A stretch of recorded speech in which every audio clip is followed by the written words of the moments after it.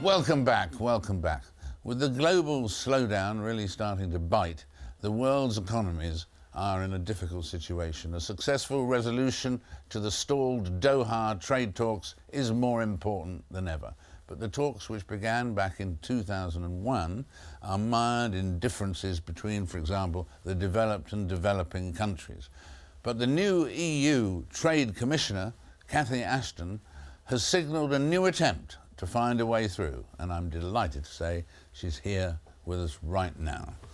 Cathy, welcome. Thank you, David. Let's start at the basic thing. The news that you've trumpeted, that the effort to make the Doha round work. What will the Doha round working mean in simple terms? Very simply, we've got to do two things. One is to stop the world moving backwards into raising barriers, preventing trade from operating properly, and not helping us out of this recession. We know that from history, that it doesn't work. And then secondly, to create a new opportunity for all of us to be able to trade more efficiently, for businesses with a new set of rules to be able to operate globally in some cases, or simply to have new markets. And that's the purpose of the new round. And these particular talks, December the 13th is supposed to be the day when this will happen? It's a possible date. What we're waiting for at the moment is that the two chairs of the negotiation, those who are dealing with agriculture, those dealing with other issues than agriculture, industrial products and so on, have got to now decide if they've got enough to be able to write the words for the final negotiation, literally the words. If they're able to do that, then Pascal Lamy will decide whether on the 13th, or maybe a bit later, he wants to bring ministers back to try and do the final negotiation. And is the recession a bad time to do this, or in fact it's absolutely the essential time to do it? There's more need to do it during a recession than not. Well, you're absolutely right. It's the essential time to do it. For the reasons I've said, you know, that if you have a position where countries are thinking how are they going to support their industry, support their businesses, how are their economies going to fare in what will be a difficult economic time, then one of the questions is how do we make sure that trade continues, and getting countries to resist the idea of putting up barriers, because we know that doesn't work. Well, that's what happened last time, exactly. After 1929 and 31, isn't it? Exactly, the lessons are there to be learned. But it is a temptation. It's a temptation that countries will have to resist very hard. But better to resist it because there are real opportunities and ways in which they can support their industry to be able to trade in this new framework. What about the words of President-elect Barack Obama? Everybody interpreted what he said as leaning towards protectionism rather than leaning towards free trade. You say we need him to lean towards free trade. Everything I've read about what the President-elect has said suggests to me that he wants America to be a global force operating with other economies and to be able to play its full role and, of course, to protect and grow his economy. To do that, he will also have looked at the lessons of the past and he will be aware of the dangers and difficulties of protectionism. So I hope that what he'll be doing when he becomes president is looking at the agreement, if we reached it, seeing the benefits to the United States, and then working with his industry, whether it's the car manufacturers, whether it's agriculture, to provide the opportunities that these talks will have provided for them to be able to trade. And so it's really tariff barriers, tariff barriers, tariff barriers. That's the basis of what you've got to deal with, is it? Or are there other issues that are almost as important? All of the issues around trade are about how do you make it easier for your people to export, and how do you do it in a way that means you also keep an eye on your own economy and you provide opportunities for your own business, but you don't, if you like, flood your own market in a way that makes it impossible for homegrown produce to survive.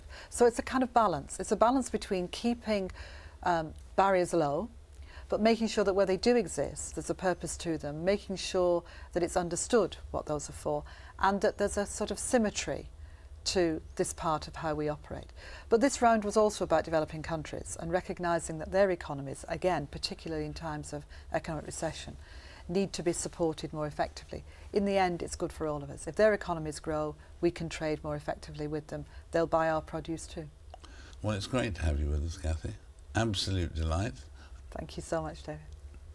Tension remains high between India and Pakistan in the aftermath of the Mumbai attacks, which killed more than 170 people. India blames Pakistan-based militants, though the Pakistan government denies any involvement. The attacks are not isolated incidents. There have been scores of outrages in recent years in India, Pakistan and Bangladesh, with many different groups blamed. This week in London, Major General Muniruzzaman, the former military advisor and chief of staff to the Bangladesh president, said South Asia is infested with the threat of violent terrorism. Infested with it. Well, he's with me now. General, welcome. It's very good to see you. Thank you. In what way is it infested, and how did it happen? If we just scan the general scenario of South Asia, we would see that the center of gravity of terrorism has probably shifted to South Asia. Countries starting from Afghanistan to Pakistan, now to India, to Bangladesh, to Sri Lanka, also in Nepal, are all affected by violent terrorism. And some of the most violent terrorist acts are now taking place in countries of Afghanistan, Pakistan and India. Sri Lanka also has had a very long history of terrorism and insurgency. So as we see, the whole region has been affected by very violent nature of terrorism, and it is perhaps the epicenter of global terrorism that is there. And how many terrorist groups are involved? When you say it's the epicenter, how many different terrorist groups, and which is the most powerful? There are a number of fractional groups in each countries. There are country-specific groups. But the groups that operate on an Islamic militancy basis, they generally have some sort of a linkage directly, or at least morally, or on the basis of their spiritual linkages to the basic Al-Qaeda. Then we also have the Sri Lankan LTTE, who are fighting for the Tamil homeland, which is also listed as a terrorist organization. They have an ethnic background. We now also have Maoist insurgency in Nepal that has now formally come to the political process and have now formed a government. But there are also Maoist insurgency belts operating within the Indian state and the Indian territory. So we have Islamic militancy, we have ethnic militancy in the form of the Tamil LTT, we also have the Maoist. We also are now seeing the rise of Hindu fundamentalism in India. So that is again a disturbing element of the overall scene of militancy and terrorism in South Asia. And why is all this happening or exploding in a way now? Is it particularly because of political unrest or what? I think the wave started after our first Afghan war, or the anti-Soviet war, when the Taliban's captured the area and then developed the linkages to various groups, also along with Al-Qaeda, to the various Islamic militancy groups within South Asia. There is also a general nature of unrest within the political system of South Asia. There is also the problem of ethnic integration in some of the states. There is also widespread economic and social deprivation in many of the societies in South Asia, which makes it a happy breeding ground for this kind of militancy and terrorism, and also a ground for recruitment. And of course in your own country, in Bangladesh, there is the upcoming general election, isn't there? And the two parties, still led by the two ladies, are pretty close in terms of people's estimate of the polling at the moment. Isn't that right? Yeah, that's right. We are scheduled to have the elections on the 29th of December. Yeah. And the two major political coalitions who are coming to the elections are led by the two former prime ministers, the two ladies, Sheikh Hasina and Begum Khaleda Zia, who have been both former prime ministers of the country.